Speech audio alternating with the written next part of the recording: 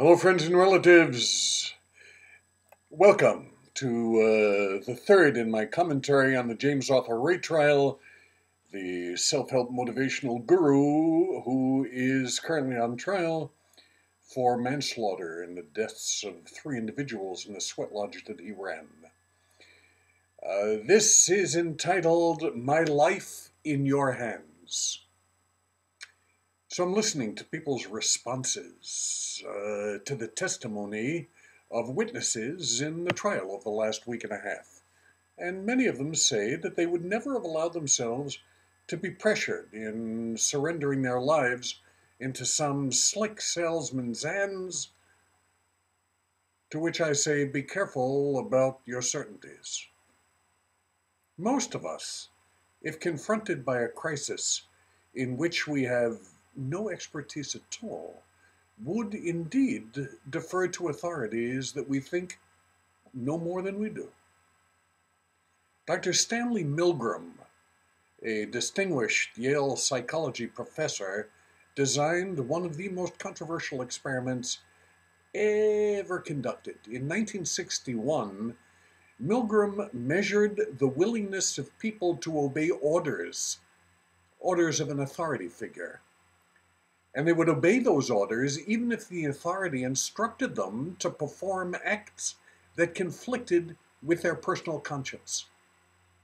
His book, Obedience to Authority, An Experimental View, which was published in 1974, makes it clear that most people, when faced with a situation in which they have neither experience nor knowledge, will leave decision-making to somebody with greater authority. So why did these bright, competent, energetic people surrender their authority to this quack? Interesting question. And I think because as a species, we are programmed to seek answers to questions. And in our culture, we have come to expect that we can find those answers fast. But there are some questions that don't lend themselves to easy answers. Specifically, the existential questions, like, what are we doing here? What's the meaning and purpose of our lives?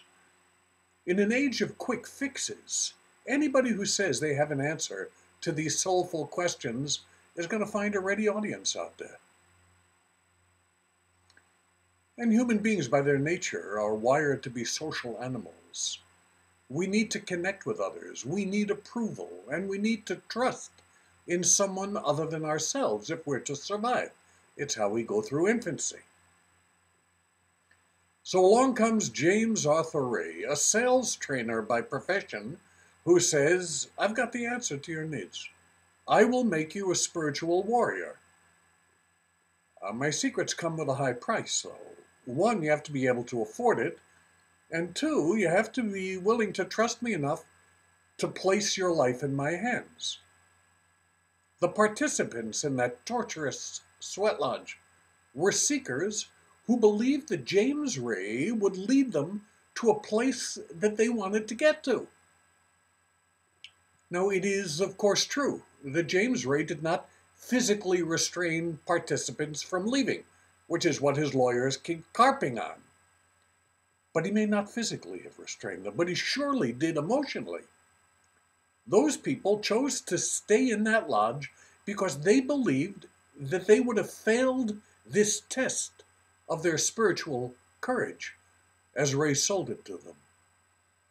The witnesses stayed in that lodge even as their friends were dying next to them, and they will have to live with that memory forever. It's a hard lesson that James Arthur Ray has to teach us all.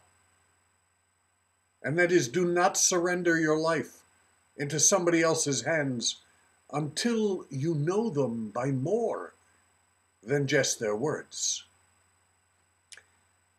Those are my thoughts in the second week of this trial. Have a great week. Connect with each other in ways that remind you of your best self. And never surrender your autonomy until you're real sure that somebody can carry you to a new threshold. Say this for all my relations, mitakuye.